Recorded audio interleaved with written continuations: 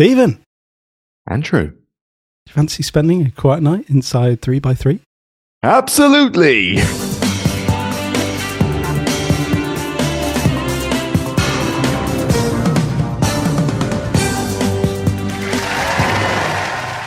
So we have a weird week this week. Series 8, Episode 5, Hold On Tight. Wait, no. It's not. Directed by Barbara Wiltshire. Produced by Kim Crowther. Written by Reece Shearsmith and Steve Pemberton. And it first aired on Thursday, the 18th of May, 2023. And I think a special shout out has to go to Doc 10, the production company, who were a big part of making it happen and making it happen secretly with nobody disclosing what was about to happen on our screens on Thursday night. I was had. They got me. Yeah. They got me on a 10-minute delay. So I didn't tune in bang on. So I headed to iPlayer and said, start from the beginning. And the continuity announcer announced this game show.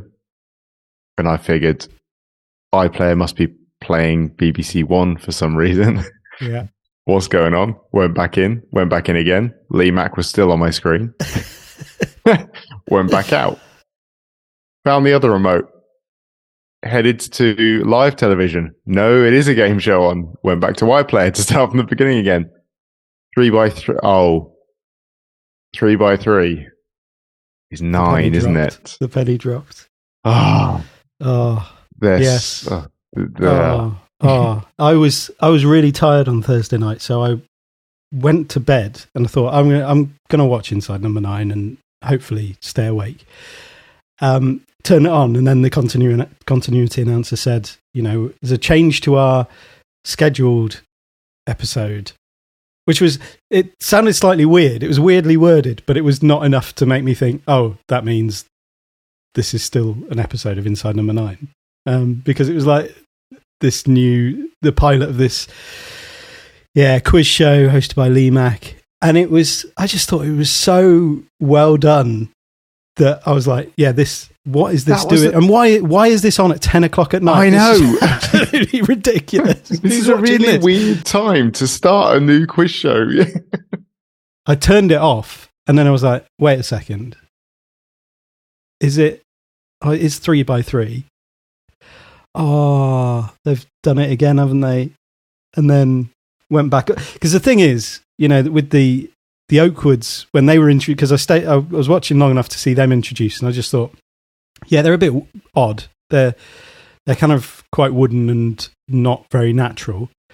But then it is not dissimilar to contestants on like Only Connect and things like that. I thought those people do exist. It was Margaret that was the big flag for me. I think the first team I was all right with. Yeah, I thought okay.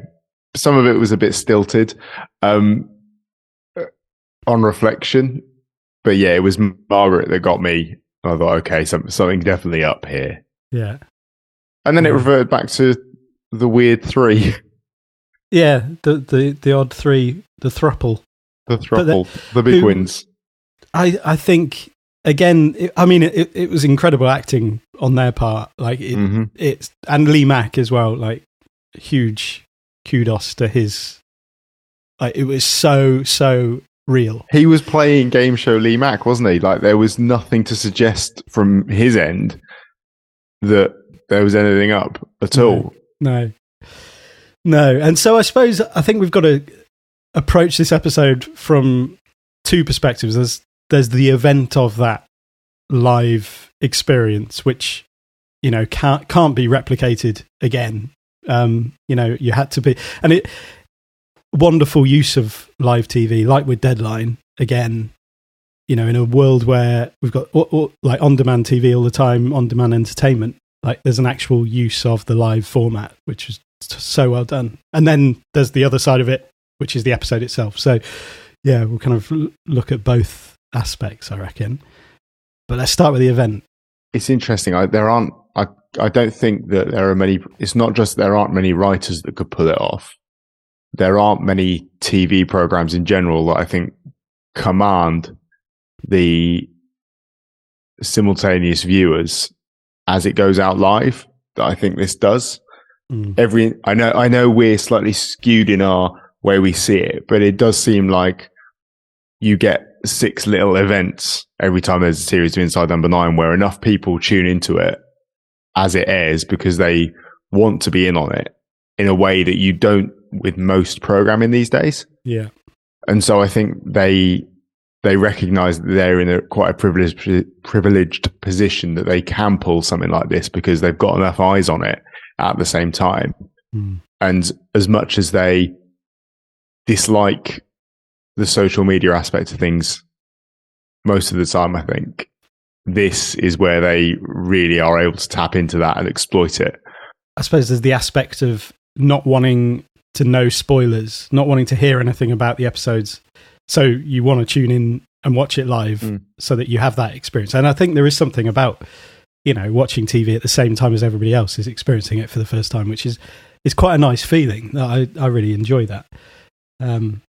And yeah, I think they've gone above and beyond in terms of actually doing something again that is surprising people, and like the amount of work that has gone into creating that surprise, which I think is an amazing gift that they've created for the viewers. They've obviously had a lot of fun themselves, like with it's mischievous, it's like pretty playful on their part, but actually it's a gift to us as viewers to go to that extent where they've created trailers for Hold On Tight. They've done all of the promo shots. They've got Robin Asquith to like get involved in all of that and putting it all out on social media, and like that was the flagship episode for this series, and it doesn't exist. And it's reposting pictures that people have snapped of them on set, on location in London filming.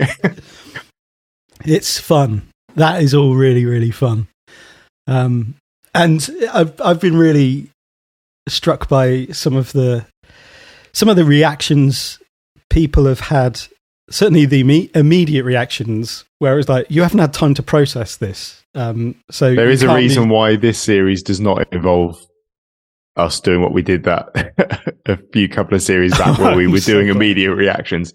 Because you need time to process this stuff. You need a couple of times through. And I know we've always sort of built this as you watch it once, you get your reaction, but in reality, with these episodes need landing time, and they need another zip through with that fresh perspective to actually really explore what has just happened. I think this one especially, it does. Yeah, I realised watching it for the second time, like my brain was the filter. I was watching it through the first time was like, I don't know what this is, and I'm really annoyed.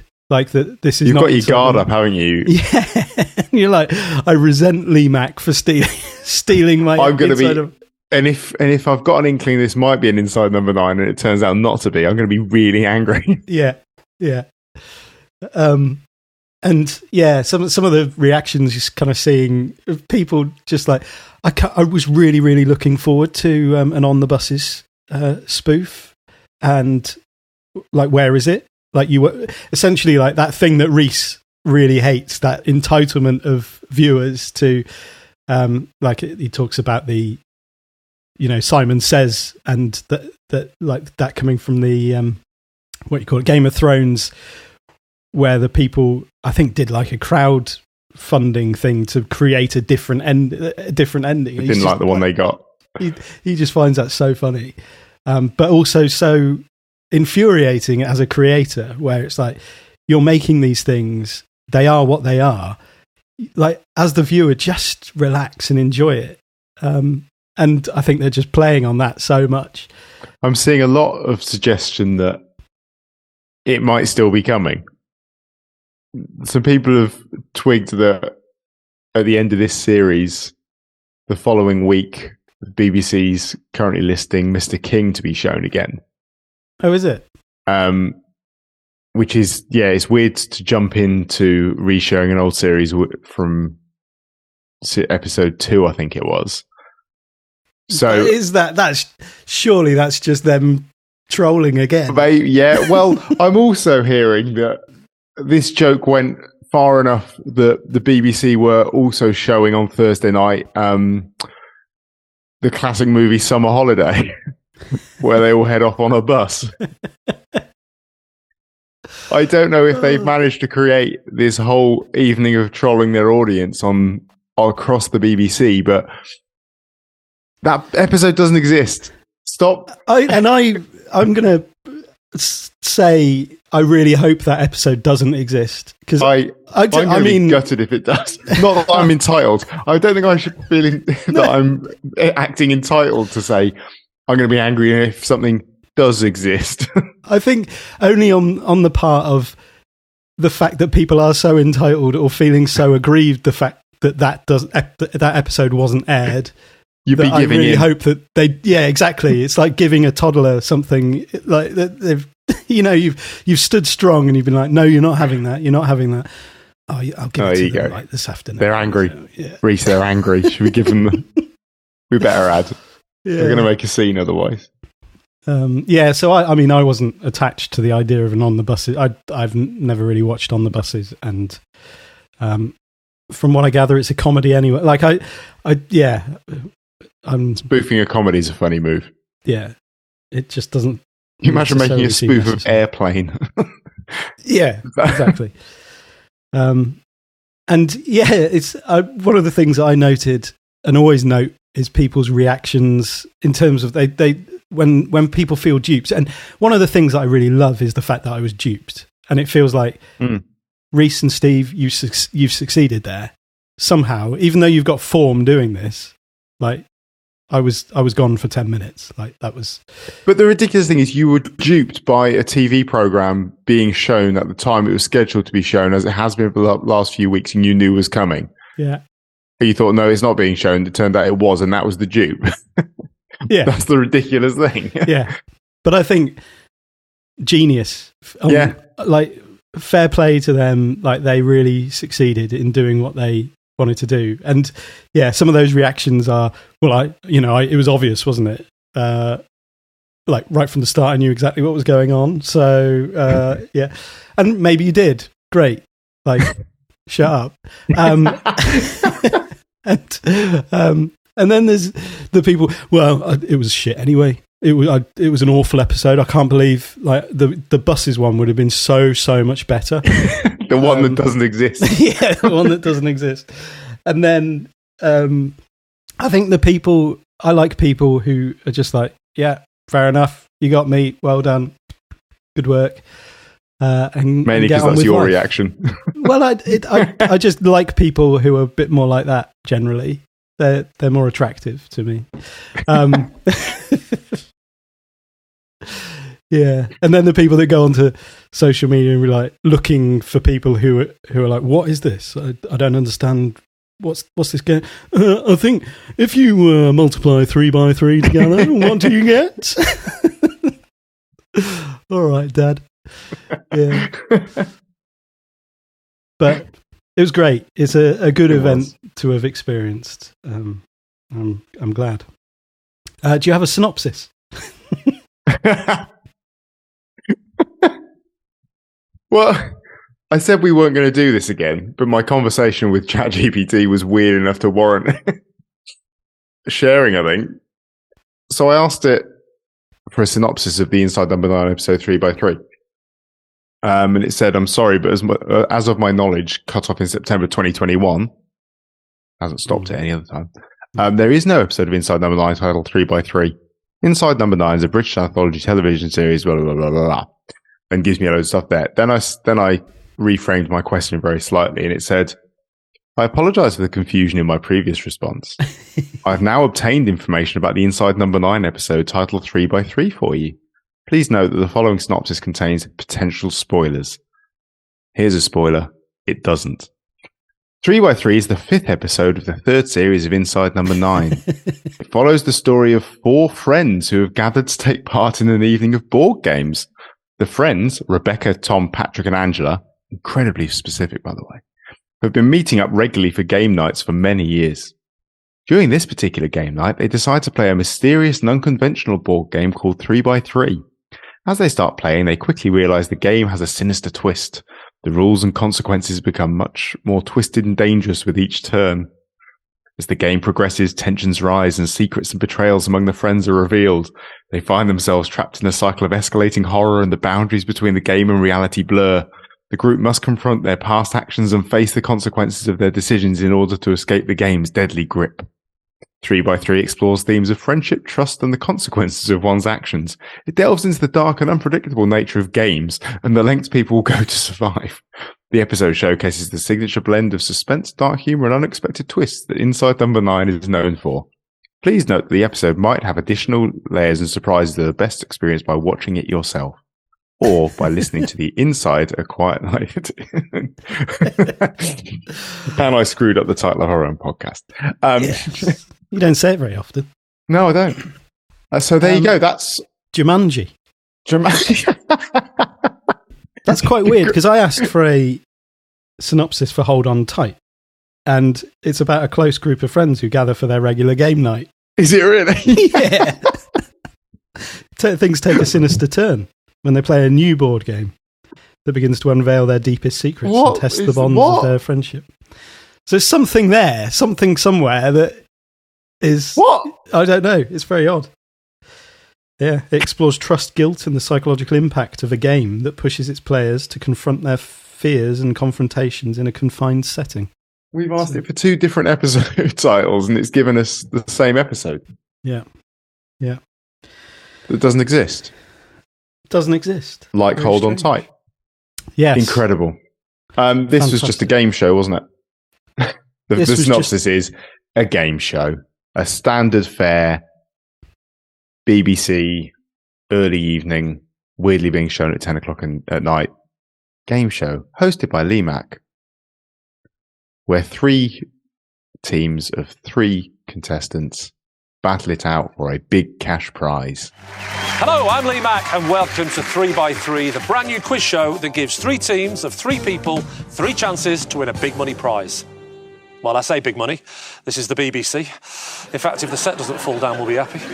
It's obvious, really, isn't it? This thing is ridiculous. Yeah, but then you think that, but then you realise that golden balls existed as a thing, and that nothing is beyond the imagination of some of these. And tipping 2p machine. Tipping Point, the existence of that programme does make me a little bit cross that someone managed to turn that into a game show format. It's not cross that I didn't come up with it. It's just ridiculous. Oh, it's compelling viewing. No more so than you stood at an arcade. But without at least that's your money on the line. We could do that. Maybe we should meet up and do like real life Tipping Point at some point. With a 2p machine and some Trivial Pursuits. And you get to put Trivial Pursuits in front of a... Yeah. Yeah. Okay. Yeah. Cool. Done. Next date night. Wicked. Brilliant. I don't know where one of those is. Where's the nearest 2p machine? I think you get them at like bowling alleys, probably. Oh, maybe. Yeah. Good. Go bowling. Yeah. Great. That's brilliant. Great night. Cool. If anyone wants to join us, probably be in the Midlands. They'll turn up expecting to see a game show, and then we'll just be riding around on a bus outside in the car park. Yeah. So, the other thing that I looked at before we kind of, I suppose, get into the episode itself was Chris Mack, who was a sound designer. I think this was on Beyond the Joke. Wrote, because they had non-disclosure agreements for all the cast and crew. Well, that's a bit sad. I'd like it if they'd just done it without having to sign anything legal.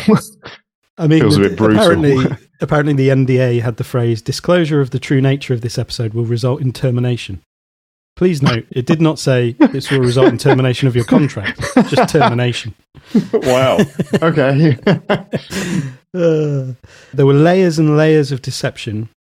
Even the runners in post who saw Lee come in for the ADR sessions had to be tricked into believing it was a quiz show. I hope the fans enjoyed it as much as we did. I can tell you now that hours were spent trying to create a natural and convincing soundtrack of the audience, including asking audiences for other shows to scream and react to unspecified horrors for an unspecified programme that they could not know. Oh, wow. We did everything we could to turn the sound of a flat stage into what you would hear on a proper quiz show, and we loved every second. That's a great little testimony there from, and it sounds like everyone involved did have a great time, sort of producing it. And I bet there was a sense of like, we're doing something here. This is pretty cool. Yeah. So I'm intrigued. I'll kind of pick up on them as we go through. Mm-hmm. But whether there are deliberate references to other episodes of Inside Number 9 throughout this, or whether I'm seeing tenuous links to things that are just... doesn't sound like you at all. No. I thought the main theme of this episode was communication, which it was. It definitely was. Yeah. So we're introduced to Lee Mack, or Lee Mack introduces us to his new game show, where 3 teams of 3 people have 3 chances to win a big money prize. So we start by meeting the 3 teams. Niall, Enid and Shindu are the first ones, the 3 tenors. They are perfectly reasonable game show contestants, as far as I'm concerned. Yeah.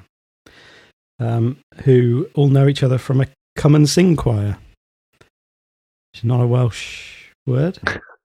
Again, that was Mr. King reference. But it was but all of Lee Mack playing around with that just felt like normal Lee Mack on a panel show. Like there was nothing off quips about the way that it just seemed normal.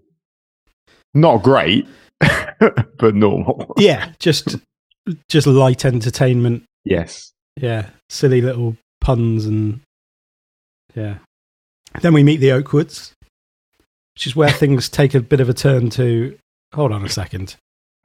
What are these people? Stephen, the big cricket fan, who mainly follows Nottingham. Nottingham. Not Nottinghamshire. No, Nottingham.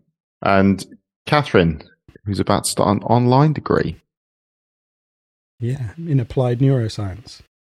And there's the little burst of the sort of exchanges about why she wouldn't be leaving home to go to university, and there's some sort of shifty looks and some discussion where we thought about it or we talked about it, but we decided I should stay home. Yeah. Because of COVID and courses moving online. I think there was maybe a bit of a Rosemary's Baby reference here. The great-grandmother. Great-grandma watching at home. Grandma Rosemary.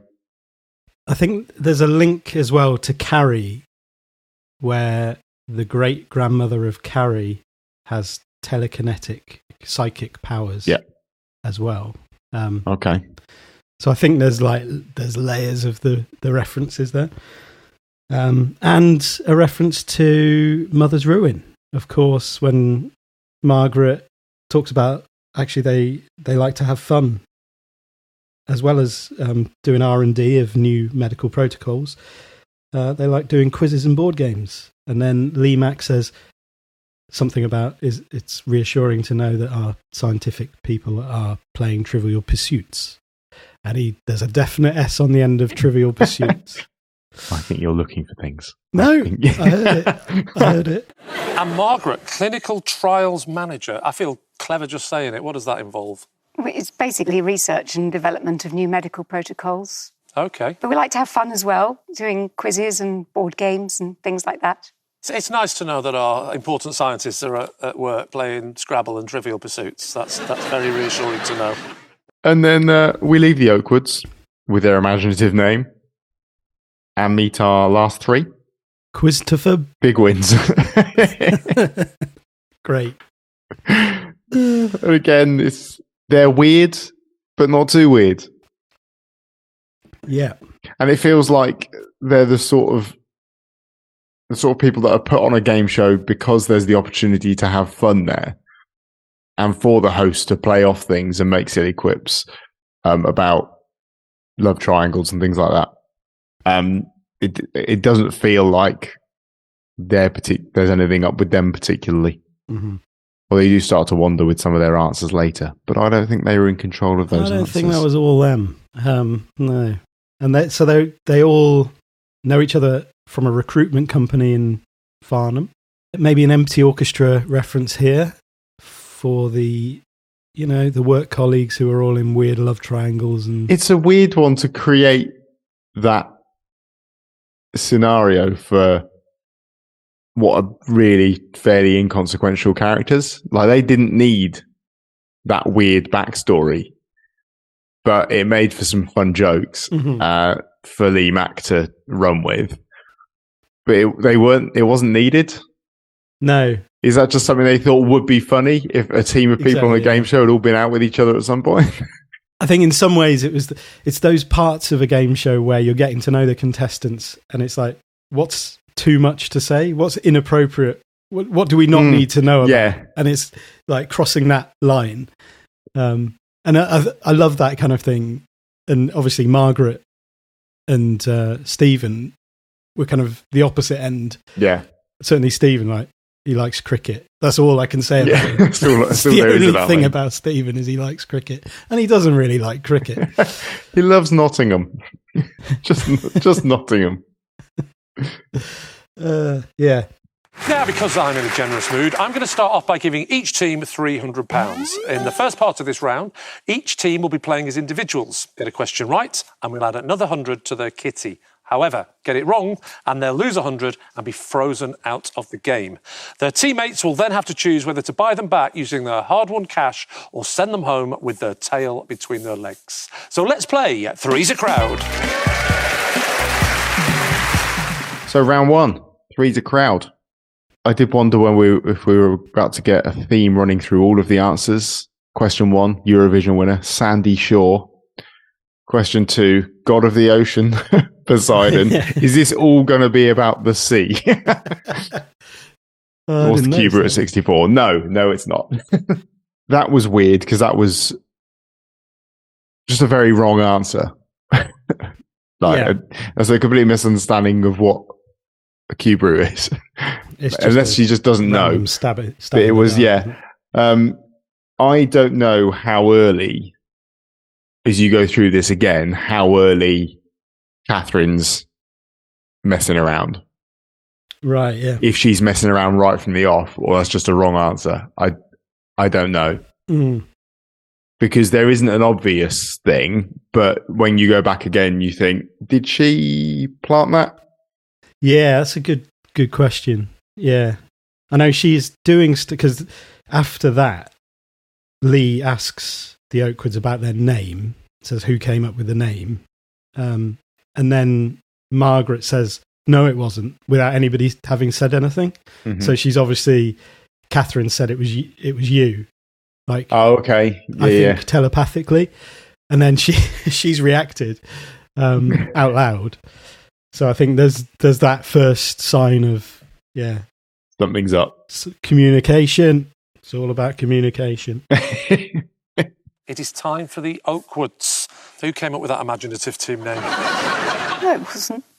It was you, was it, Margaret? Don't worry about it. My mum and dad had 9 months to come up with a name, and all they could come up with was Lee. But then I don't know what game is being played next with their first round.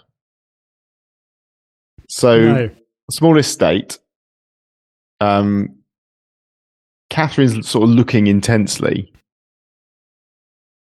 Apparently she knows the answer, but they let Dad fail. Yeah. Because he thinks it might be Hawaii, which I thought was a fair guess. Oh, yeah, it's fair. Fair guess. Little island somewhere. No, Rhode Island. Yeah. Captain of the England team. She was possibly telepathed the wrong Bobby. Or she heard Bobby and leapt in. So fast that maybe there was a Bobby and she didn't wait for the second name. Because she's like, Bobby Charlton, more, yeah. So maybe, and maybe it was Stephen. Maybe it was. Do you think Stephen knows other sports other than cricket, or he doesn't know cricket? Well, where does she get the Gavaskar answer from? I think she's reading Lee Mack's mind. Do you think that's while he's looking at the cards? And I think I think she probably struggles to get a read on Lee more than she does her mum, because they already have a built-up connection. So she's because hard. I don't see why. I don't think Dad is involved, or I don't think Dad has The Shining. He does not, so to speak. No. So I think he's just off to the side, and I don't know why they just sacrifice him. They just sort of say, "Yeah, you're done." Yeah. And then the Shakespeare one, Shakespeare Play with an Animal. Do you think that's from Margaret?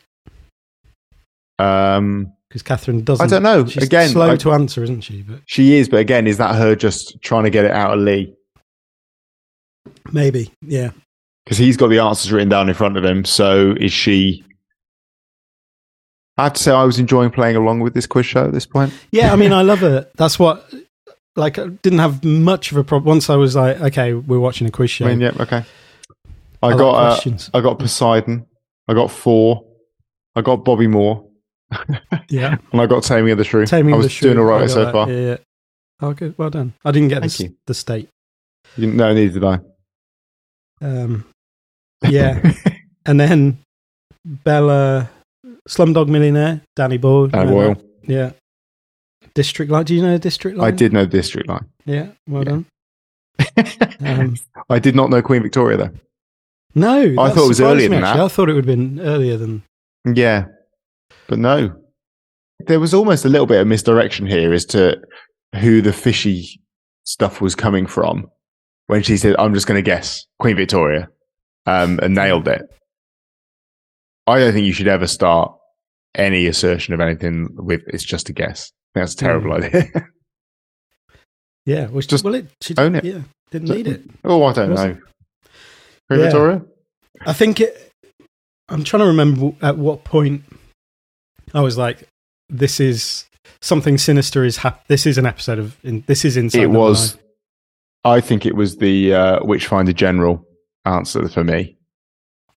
That was my proper hold up, what? Yeah, well, definitely. Yeah, when she was like firing off those answers very quickly. I think it's maybe slightly earlier with the freezing. I think the lighting, when they were frozen out, the lighting of it felt really sort of like sinister. Well, I went, and there's the conversation that, so they go through the thing of buying back the team member. And I don't know whether, because this game show relies on like your money growing exponentially, that they genuinely did have to make a decision if they were going to walk away with a big amount of money, the Oakwood family, that they couldn't really afford to bring Dad in. And since Dad wasn't needed because he didn't have the telepathic link, then they did need a strong base to build from. So, because they weren't there for the money. They were there for the experience. They were there for the practice, because it was like basically an experiment. Yeah. Although they did need some money to dig out the basement. You're right. It was the way that was lit, and they were just sort of stood there looking like ghostly figures. I had sort of Willy Wonka vibes. Like, where are these people going? Like, what's? And why does no one seem troubled? Yeah, it's like you've been frozen out, and now you are eliminated, terminated. Like everyone will be if they go against the NDA. The first when because they bring Shindu back in the first team. Mm-hmm. And I don't know if it's if it means anything or if it's just a little slip on Lee Mack's part. But he says about singing from the same hymn sheep. Yes. Oh, sheep. Yeah. Maybe no one noticed. And maybe I didn't notice it. Maybe I've misheard. But like, I definitely heard him say singing from the same hymn sheep. And I didn't know if that was some kind of weird hidden reference. So, tenors, what do you want to do? Is Shindu worth £100? We hope so. You hope so. Okay, so you've decided to bring her back. Yes, please. That's good. You're all singing from the same hymn sheep. Shindu, welcome back. You're now back in the game. Yeah, so then it goes into a quick fire round because obviously Christopher Big Wins didn't lose anyone, so we don't have to bring anyone back from their team. That's a dreadful pub quiz name, isn't it? Christopher Big wins. It's a classic pub quiz name, yeah. And this is where we start to see some intense. Yeah, it takes her a while to get into it, though. Yeah. At the beginning, it's really slow. It's like, they get the first one, don't they? Olaf.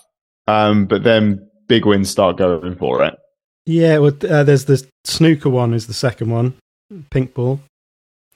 Yes. Hurry up and wait. Little reference there to, snooker in the caravan. And then again, Margaret gets Winston Churchill wrong. Yeah. As the longest serving Prime Minister. Yeah, so it's until question 5. Is that the iron one? Iron. Then they're in. And then there's Matilda, which again is another mind control character. Yes. With Matilda Wormwood. And then, then there was the Witchfinder General question where it was, what is the name? And then she was straight in. Yeah, Matthew Hopkins. Hang on. Yeah, and there is no way you can predict what the end of that question is. If I were any, and that's the other thing is if this was a real game show, those other contestants would have been outraged at what is just, hold on, whoa, what's going on here? That is not a lucky guess. Obviously, these questions always come up. She's been practicing. Yeah, what's she been practicing? Obviously, Lee Mack's like, you're practicing general knowledge. You can't learn the whole internet. It's like, no, she's been practicing this practice, which is then referenced when Margaret talks about digging the basement out at the end. It's like, so she can practice and do her studies. It's like, yeah, for applied neuroscience, what for applied neuroscience? Yeah. Lobotomies. Little lobotomies in the basement. Yeah. And so we lose the tenors at this point, who go away with £500, which they're going to put towards making a CD for the old folks' home. Where was the little snide jibe at that point? I'm sure they'll be thrilled. Very wholesome group, that one. A CD. We're going to burn a CD. I hated the next round. I hated everything about it. I hated it. It was a noughts and crosses game. I hated the names of the things were all little links as to what the question was about. What is it? I don't know why. I just really, really found it grating on me in a way that I just can't explain. I was just really irritated by the zebra thing being about a zebra crossing with the Beatles. The bat was a cricket bat. Donkey was in Shrek. I just found it intensely irritating. Don't know why. That's interesting. Yeah. I don't think I had quite the same visceral reaction. Yeah. It's just a nice game of noughts and crosses. Yeah. Yeah. Combined with quiz and animal names. Any insights into the questions? Not that I could really figure. I was trying to, why is she thinking about Tiger Woods? Just the only sports person she knows that hits things with something. Yeah. Yeah. She says we just need to put our minds together. Yes. To come up with Sunil But you don't. Gavaskar. I don't think you do. I don't think you're going to come up with that. You don't know them. I think that the only mind that she needs to put hers against is Lee Mack's. Yeah. Or no, because Dad isn't even there at that point, is he? Dad's gone. He might be watching from the side. They need a link, but he doesn't know anything about cricket. Yeah, I think that maybe that is the thing as well. Yeah. He doesn't. If he doesn't know it's Nottinghamshire and not Nottingham, he doesn't know about Sunil Gavaskar. Yeah, no, that's true. And then we see with the donkey, there's a really obvious sense of something strange going on here, and it's the fact that suddenly none of them know. None of them have got any idea of something that is. There is clearly some sort of blocking because they've got. I can't remember. Bella knows it's the same guy who's in Nutty Professor. Yeah. I know it's him. David Jason. Fantastic. If you had to give the opposite of Eddie Murphy, who's the opposite? Weird question. Who's the opposite of Eddie Murphy? David Jason. Probably David Jason. And that's what Gavin almost says that. They couldn't be more different. Like, where's that come from? And it's almost so certain that it's got to be David Jason's coming from some, and that is like this mind control thing. Even I have a feeling I might know what the question is. You wonder whether that has been imparted into him. Of like, no, actually, you do know what the question is. No, he's just picked up on how dreadful this round is and this stupid thing with the stupid animal names. And then we get the Arctic monkeys. Mum's got a cracker here. Sounds like one of her experiments. Yeah, great line. Brilliant. No idea. I feel like she should maybe have chilled out a little bit on the no idea at alls. To go from no idea at all to I have exactly the right, very specific answer. Fishy. Yeah, and there's a weird moment here where, because it's Christopher Bigwins are talking as if they know the answer. Yep. And Margaret says to Catherine, say what comes into your head, as if she's like in their minds, like she's listening into their conversation. And then relaying it to Catherine. Yeah, and then she says, I don't actually know it. So that's what's coming into her head. So the conversation, this is my reading of it, the conversation going on in that group is, I don't know, I don't actually know it. And so that's what's coming. So what's in my head is, I don't actually know it. So then she has to like channel to Lee, I think, at that point. Yeah. And then just the intense staring. Yeah. With the two of them. I bet that you look good on the dance floor. Oh, thank you very much. Again. Classic Mac. Classic Mac. And then the board malfunctions at this point as well. Yeah, why do you think that is? I don't know. There's some energy going on around the place that's interfering. Yeah. They've won the round. They have. You'll be kicking yourself with David Jason. I just love that. I know, it's ridiculous. I've just made a complete fool of myself. What was I thinking? Are you going to be kicking yourself about that David Jason answer, Gavin? It's ridiculous, isn't it? They couldn't be any more different. You did really well. Congratulations. So the three of them are going to the Isle of Wight Festival next year. Of course they are. All together. Of course. And then we have the conversation about whether there's a particular amount of money that Catherine and Margaret would be happy to go home with. No, I don't think so. Is there? No. Oh, we did also miss that Catherine has not really been allowed music at home. They're more of a Radio 4 family. Yeah. What do they think the music will do?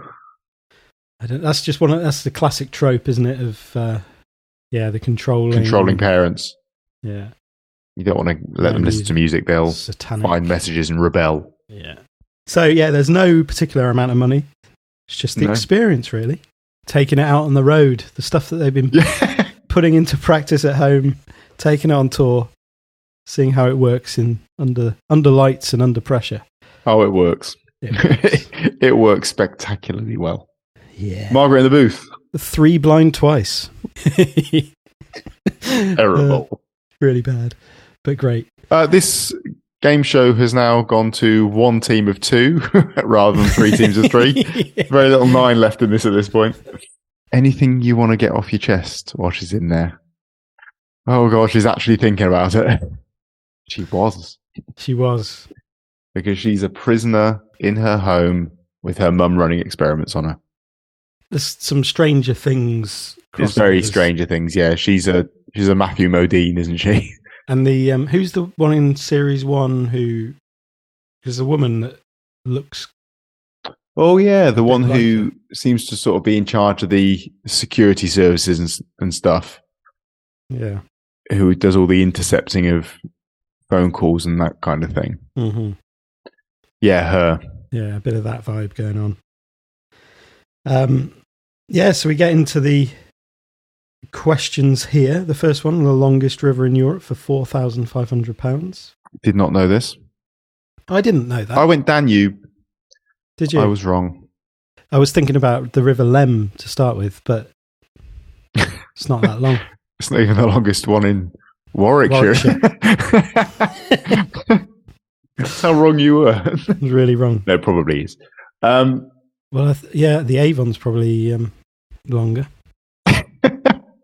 Things you didn't expect from this podcast. British geographical facts. Or not facts, just misconceptions and lack of knowledge. Exactly. You will leave this knowing less than you knew before. Everything all right at home? Don't need me to call Childline. Oh. Or the Comfort Support Helpline. You're relentless. Right, mother and daughter, so you're obviously very close, but are you on the same wavelength? I knew this one anyway. It's the Volga. OK, so for £4,500, they both think the River Volga is the longest European river. Is that correct? And then we have a TikTok fact that there's no way that Margaret is going to know anything about this, or in fact, I can't. Yeah, I would not be able to believe that Catherine has had enough access to the internet that she would know this without delving into the mind of Lee Mack. And she doesn't, because she thought Charlie idea. D'Amelio was a boy. Yeah. Yeah, so this is a highly unrealistic, correct answer. I'm seeing an image of David Jason. And I'm assuming that's just some interference that's going on. Things are all getting a bit bouncy around. And oh, do you reckon that's what it is? Yeah. I imagine, yeah. I think that Catherine's probably just sort of... Because this is still in like an experimental phase, isn't it? This is them seeing if they can make this work in this scenario. So it wouldn't surprise me if there are some sort of crossed wires and some weird interference going on at stages that things are getting a bit mixed up, which would explain why David Jason's popped into her head. Yeah, because I don't know why I should be thinking of him. It's almost like you expect her to pull a notebook out there and like, okay, log at whatever point in this experiment. I saw an image of David Jason. I would like to both see Shrek remade with the voice of David Jason as Donkey and what David Jason's TikTok account would look like that got him to 100 million followers. That would be amazing. I love that idea. Yeah. David Jason, the first person to get to 100 million followers on TikTok. Yeah. Just stuff he does in his day. I think it would be, yeah. Yeah. Or him leaning on a bar and falling through it just over and over and over and over and over. Yeah, so Catherine has to work really, really hard to get this through, it looks. So she wipes away like a bit of a nosebleed, like one of those psychic nosebleed things. It's very 11. Very 11. I think scanners, you can get that as well. We'll probably hold off on the proper scanners bit though. Well, that's coming. That comes later, yeah. So they get to the right answer, and then they decide they're going to go for the big one. Yeah, they're asked what they want the money for, aren't they? They are, yes. And this is when Catherine would like to see New Zealand. She'd like to go travelling. She just pretty wants much to get out as and about. Far away from here as you can get. Whereas, no, we don't want to do that. We want to dig out the basement. So Catherine's got somewhere to practice, as you say, practice her neuroscience and study. And it's referred to as a gift to her as well. Which is a word, I suppose, gift, the kind of giftedness of the gift is what she has imparted maybe to her or trained her to hone, at least. Well, there's a line right at the end which suggests that she was born with something. Yeah. Yeah. Catherine is not impressed by this idea, really. This is a to have and to hold reference, I would imagine. It is, yeah. It's almost like something happens in Catherine at this point where she's like, yeah, let's gamble. I think there's almost something in Catherine that happens at this point where she's like, I've had enough of this. Yeah. I'm done. And whether I'm actually done. Do you think, because she's obviously, I think she's been moderately going along with their plan quite, complicitly. Yeah. And it's maybe as if the conversation about New Zealand is like, oh, actually, do you know what? I should. And then the basement, New Zealand or a basement? Yeah, no, let's gamble. I'm gonna go for it and get this sorted. Yeah. So The last question is Tracy Lauren Marrow is which musical artist?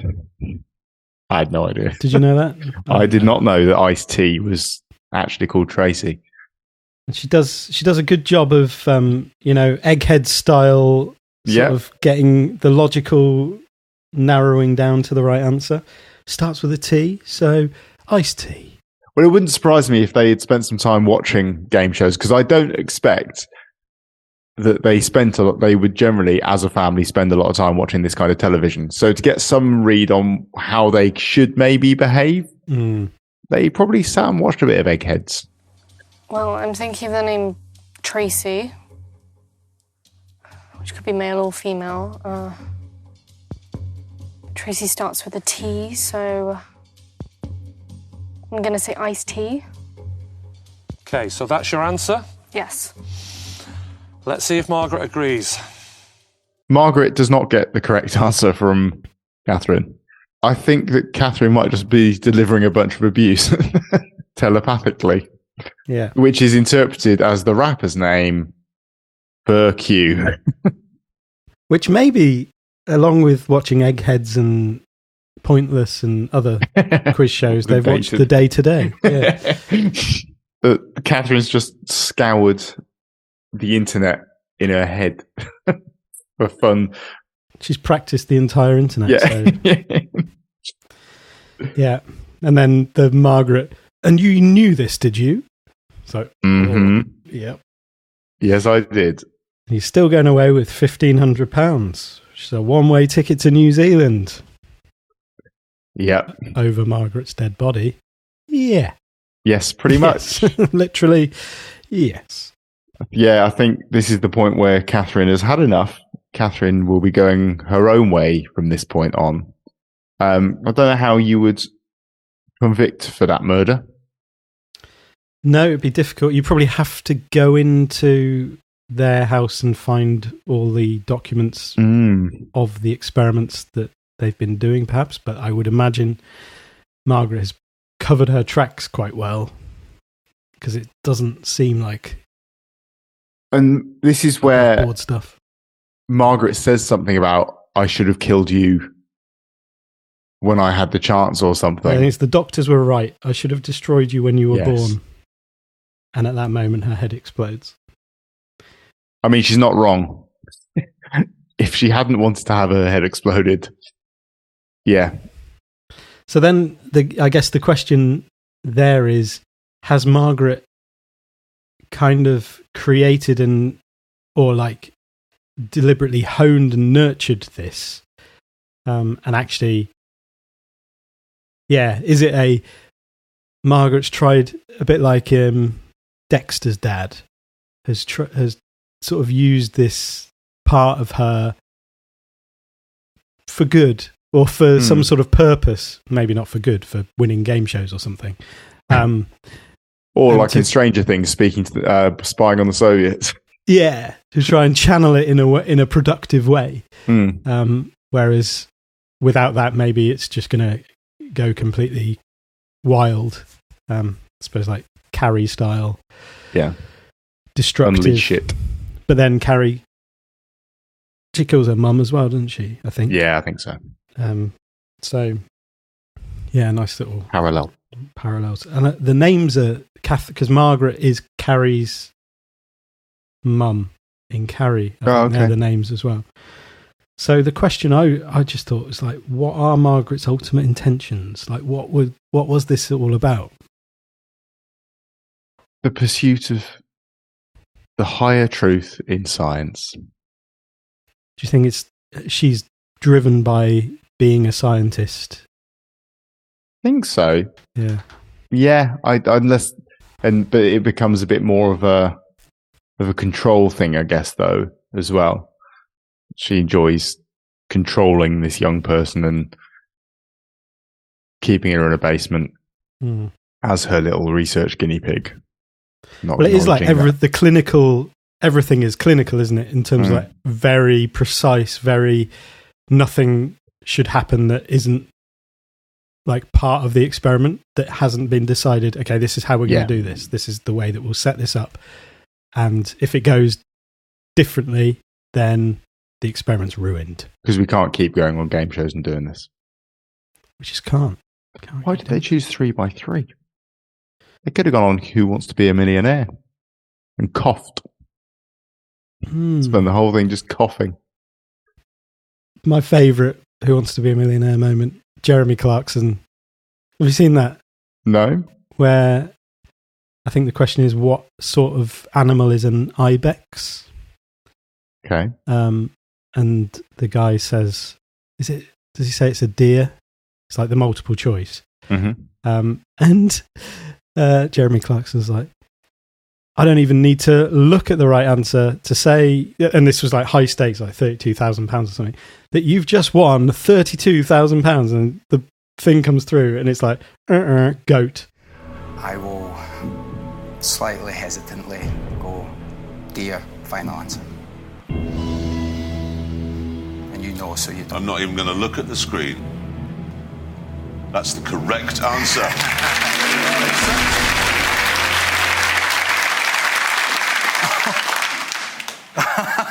It isn't. What? It is a deer. Is it not a deer? I've seen them in Africa boinging along like deers. Oh no, you've just lost. £15,000.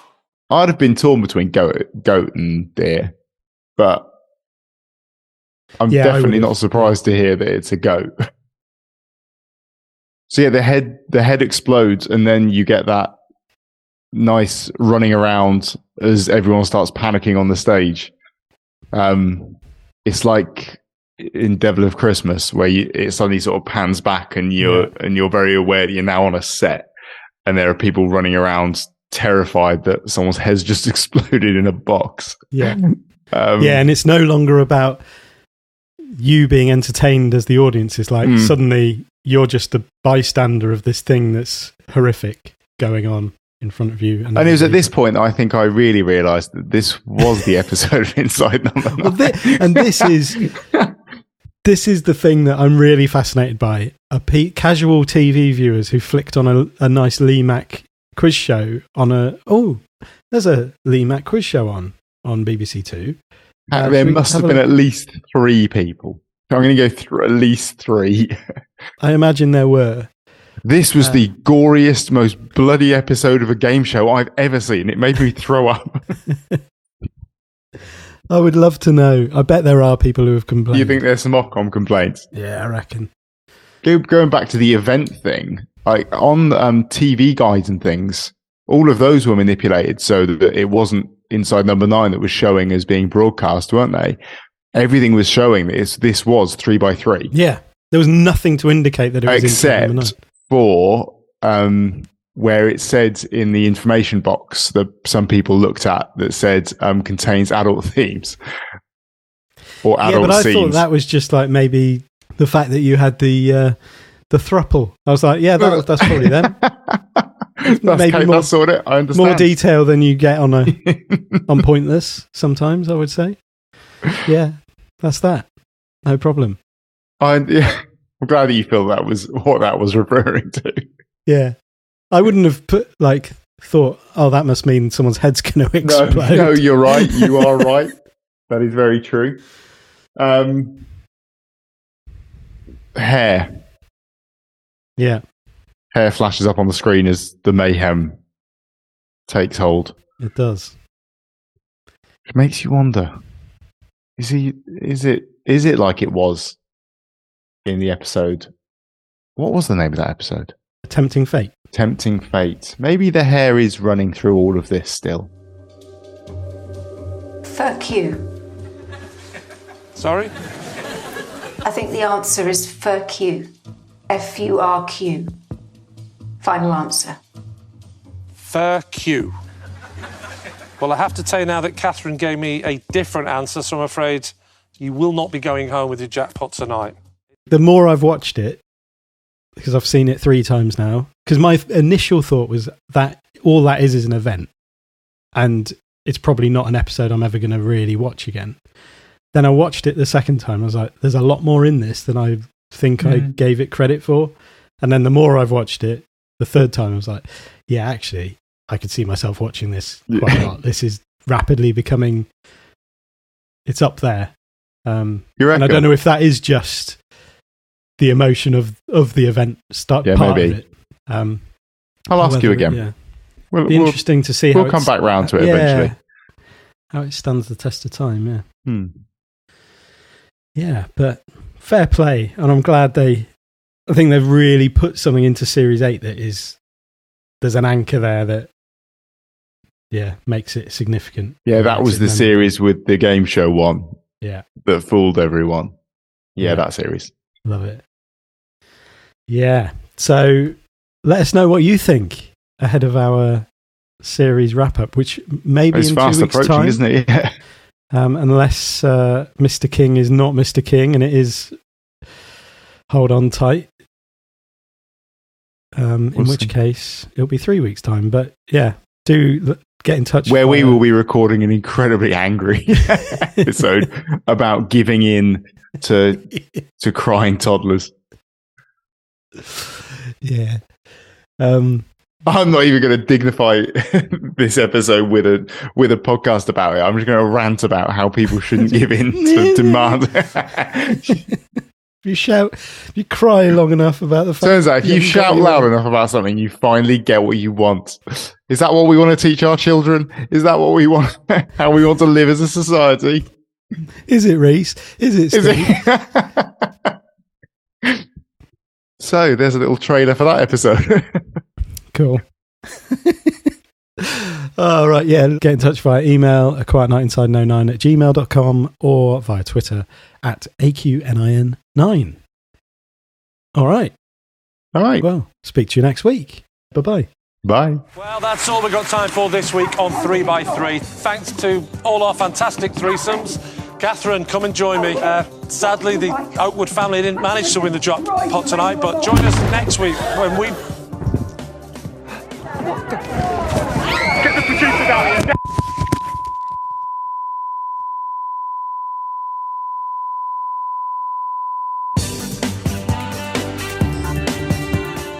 Well, that was a shock. It just goes to show you can never know what to expect from inside number 9.